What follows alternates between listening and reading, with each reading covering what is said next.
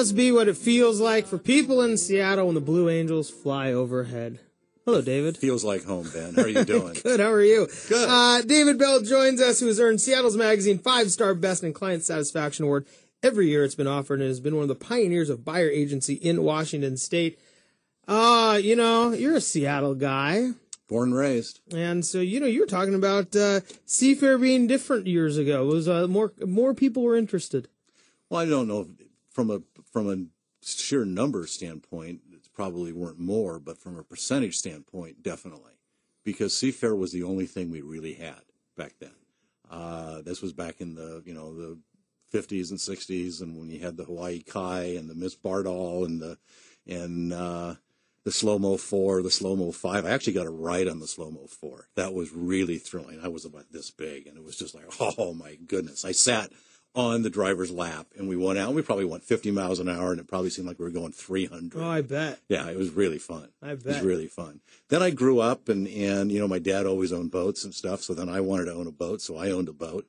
And then I took it out. I had a 40-foot sailboat. I took it out to the log boom, and I'll never have done it again. Why is that? It's just absolute insanity. 90% of the people out there have no idea what they're doing. So I was lucky to survive, but I made it. Did your boat survive? Barely. After a few cleanings? Barely, yeah. So, you work with a lot of buyers. You talk with a lot of people who buy real estate. And there's all these different reasons I think people maybe choose a neighborhood or even come to Seattle in the first place. What are some of those questions you ask a buyer as far as maybe helping them find the right area to live in? That's a good question. I think you need to understand a person's lifestyle. And what I mean by lifestyle is, what do they like to do when they're not working? What do they do on the weekends? How important is a commute for them? Are they going to have kids? Do they have kids? What sort of activities do they want? Do they want to be able to walk to, stores and restaurants? Do they want to be a little bit more isolated? Do they want to have a huge backyard or small backyard?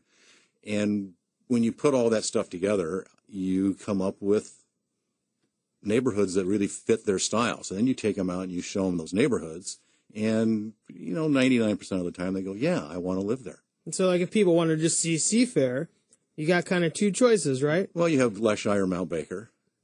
Or Mercer Island. Or part of Mercer Island. Yeah. You don't see a lot in Mercer Island. You hear a lot. Yeah. I remember when I used to travel a lot. I ran a national company for a long time, and I would travel half the month, and I would just be exhausted when I got home. And I'd bought a home in Mount Baker on Bella Vista. Great little street, 2 blocks long, above the Stanstairs Pits. But I couldn't really have a view of the Stanstairs Pits from there. Got home Friday night, totally exhausted, and normally I'd sleep till noon the next day. So I'm sound asleep. It's hot, so it's the upstairs of a tutor, so it's hot in the bedroom, so I'm really in a heavy, deep sleep. And all of a sudden, the Blue Angels come over, probably about 100 feet over my roof. I jumped up. I had no idea where I was. I ran down the stairs. I ran outside, and I'm standing in the street. And they come back again, and I just finally woke up. And the neighbor comes out, and he looks at me. He says, well, good thing you're wearing your boxer shorts anyway. That was kind of funny. That was kind of fun. So you get all. I'm glad you were doing that too, Dave. Otherwise, the story could have had a whole nother turn. But you have to bring humor into the show now, so that's good. See, I like that. That's right. I'm working on that. So when people are looking at real estate, I guess that's one of those things that people have to realize is the events that go on around town, because if you're thinking about Fremont and the Fremont Fair maybe scares you a little bit, that's something people have to put up with, even if or not put up with, but if they like it, they can embrace it. If they don't like it, they have to put up with it. Does that come into people's home buying mentality, the 1 weekend or 2 weekends a year? Or? It should, a little bit. I was supposed to show a couple houses on Saturday, and one was in Mount Baker and one was in Leschi, and I called my client up and I said, I totally forgot it was Seafair. We can't get there. So there's just no point in even trying. So we went and looked at them this morning. So people need to be aware that those things happen. People need to be aware if they live in some areas, like there's areas of Queen. Well, there's areas in all neighborhoods that are close to public playfields, and some of those public playfields have lights. And depending on where the house is, if you look at the house in the wintertime and the playfields aren't in operation, the lights aren't on, you can't see the lights. But if they like to sit on their front porch and enjoy a glass of wine in the evening, and you have bright blaring lights from the soccer fields or the ball fields blaring or just in your the face. noise. I mean, yeah, people need to be aware of that stuff. They need to be aware of all the stuff, and a lot of people aren't. They don't ask the right questions. Well, it seems like those types of things would be something that someone easily glosses over because they see the house, they see the yard, they see that perfect paint color. They're like, this is the house I want. I don't care what else. Just gonna say they see the perfect paint color. Oh, I love this. Do house. People have a thing about the color of the front door? I heard that recently. Well, it's a feng shui thing actually, and so it's I mean, a good color front door is important. And it's actually important from a feng shui standpoint as well. I'm not an expert on that, but well, you get to learn a little bit about everything. Yeah. Feng shui. Feng shui. Yeah. We're here with David Bell, managing broker with Remax Metro East Side. David, so I guess when you start having people look around a city, I mean, do you deliver them all that type of information? Like, hey, this is where the Fremont Fair goes on. Yeah. This is where this happens. You know, if it's downtown Kirkland. Yeah. It's, hey, you're not going to ever be able to drive to your house anytime between the hours of 4 and 6 in the summer. Yeah. I mean, these are things that maybe people don't grasp if they haven't been there before. Well, I take all, if they're local people and they've lived here for a long time, that's not as important, but it's still necessary in certain neighborhoods.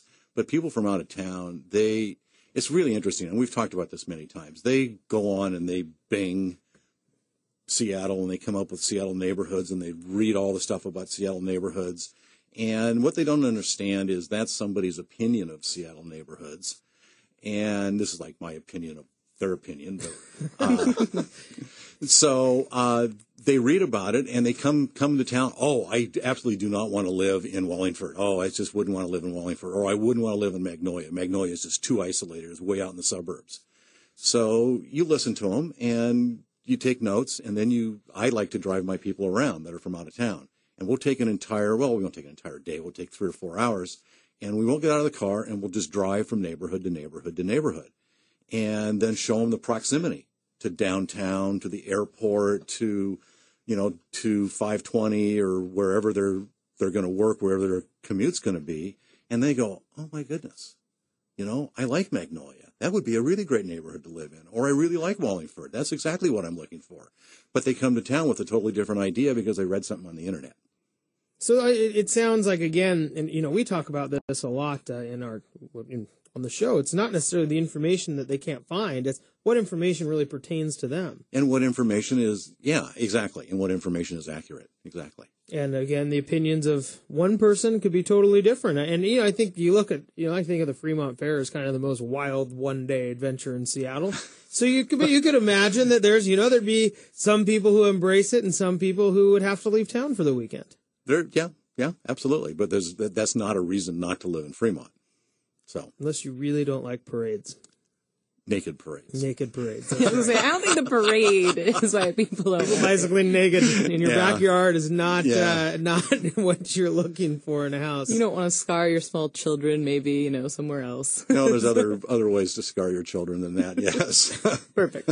That's another day, David. That's another day.